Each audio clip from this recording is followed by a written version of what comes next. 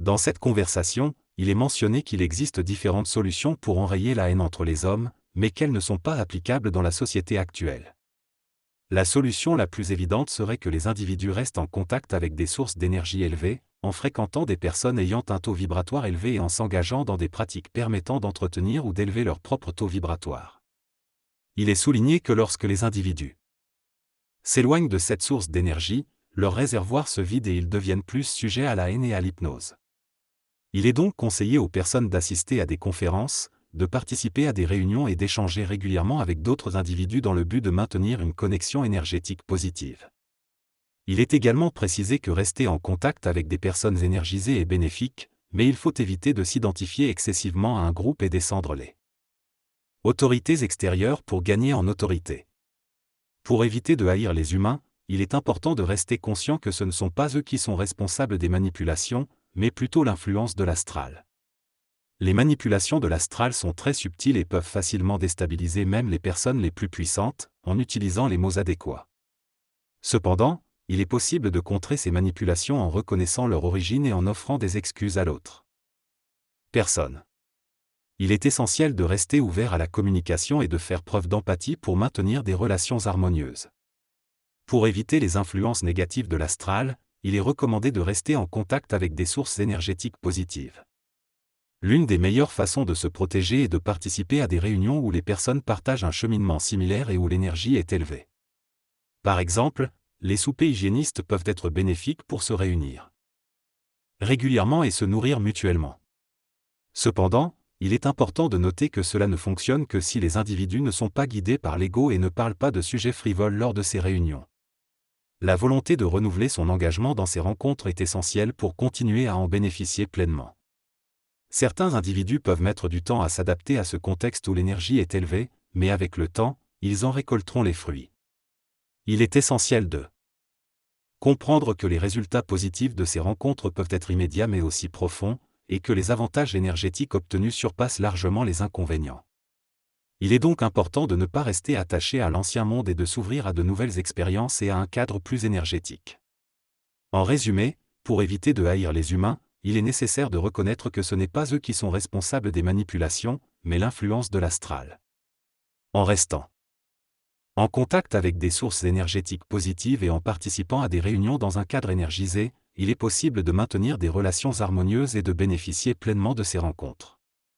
Il est important de se détacher de l'ego et de rester ouvert à de nouvelles expériences pour avancer sur le chemin du plein épanouissement. L'essence de cette discussion met en évidence l'importance de rester connecté à une source d'énergie et d'éviter de se désolidariser d'un groupe. Il est souligné que les individus ont besoin d'être ensemble et qu'il est dangereux de se dissocier des autres. Selon l'interlocuteur, participer à des séminaires peut aider à maintenir une vibration énergétique différente, mais la solution ultime réside dans le fait de se réunir et de régler les problèmes plutôt que de les critiquer constamment. Il est suggéré que l'énergie astrale est organisée pour empêcher les humains de s'allier et de s'aimer de manière intelligente. L'auteur insiste sur l'importance pour les individus de respirer correctement, d'apprendre certaines choses, d'aimer les autres et de prendre conscience de la douleur qu'ils infligent.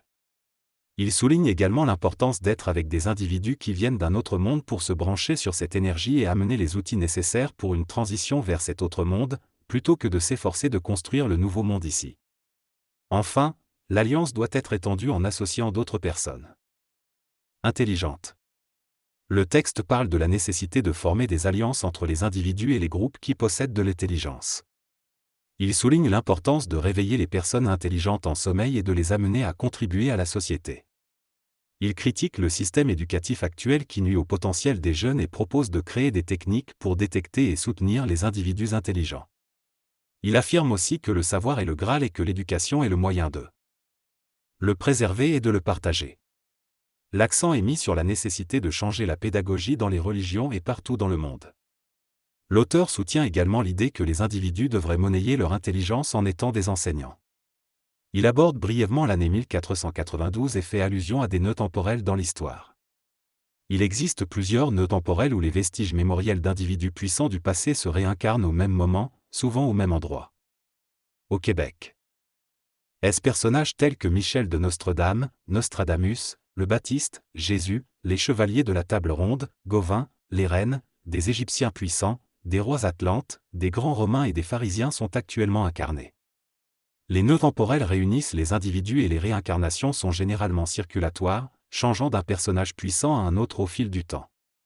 La différence actuelle est que les individus qui se réincarnent ont la capacité de retenir ces réincarnations et de les digérer, utilisant l'énergie et les connaissances des personnages passés sans les devenir complètement. Ces réincarnations captives peuvent faciliter les interactions avec d'autres individus sous l'influence de ces mêmes personnages dans leur vie passée.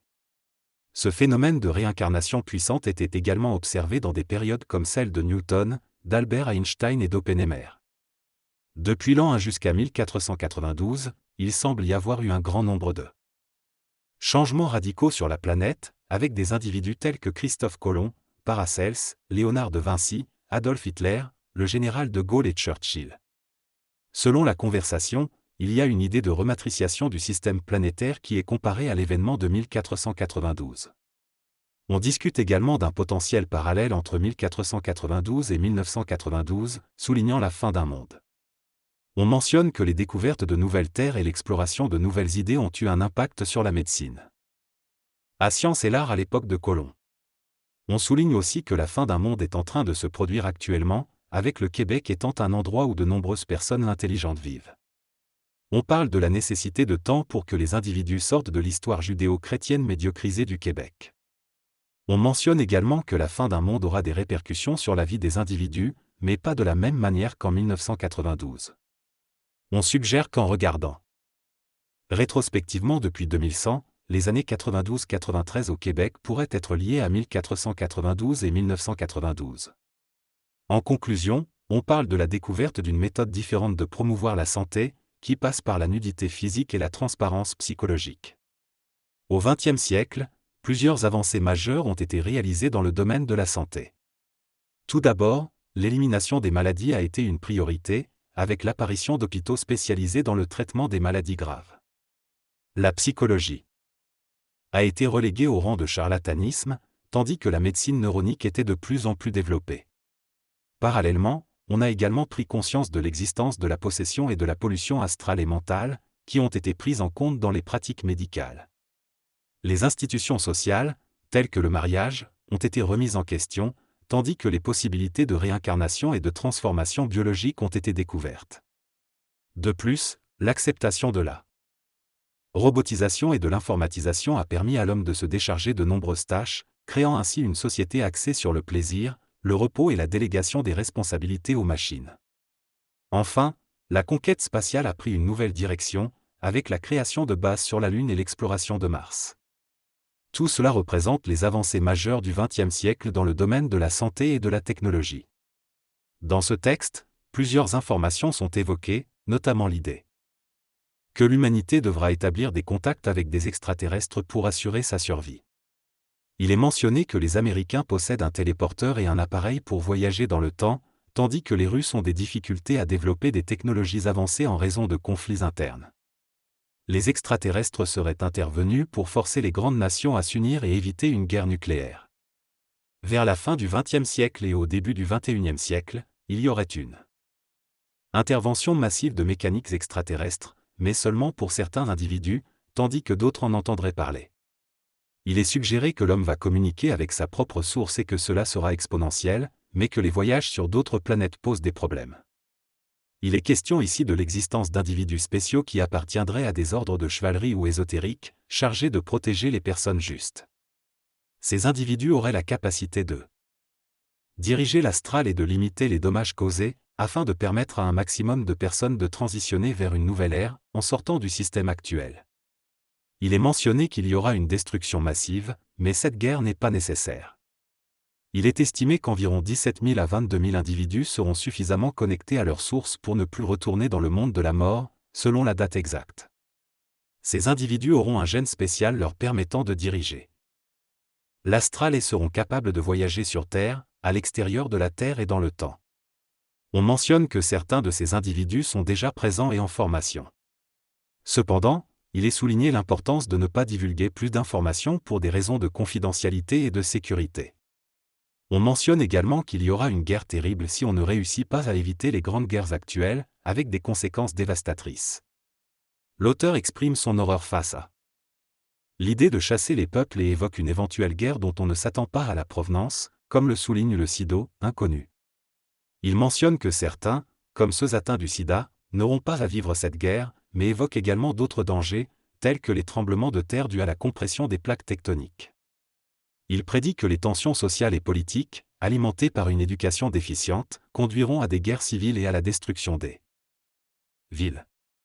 Il estime que la majorité des humains sont profondément malheureux et se raccrochent à des religions, des sciences et des gouvernements qui les oppriment.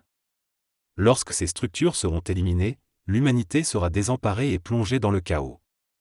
L'auteur suggère que l'intelligence se dissociera des humains et observera la situation de loin, attendant plusieurs siècles avant de réévaluer la situation.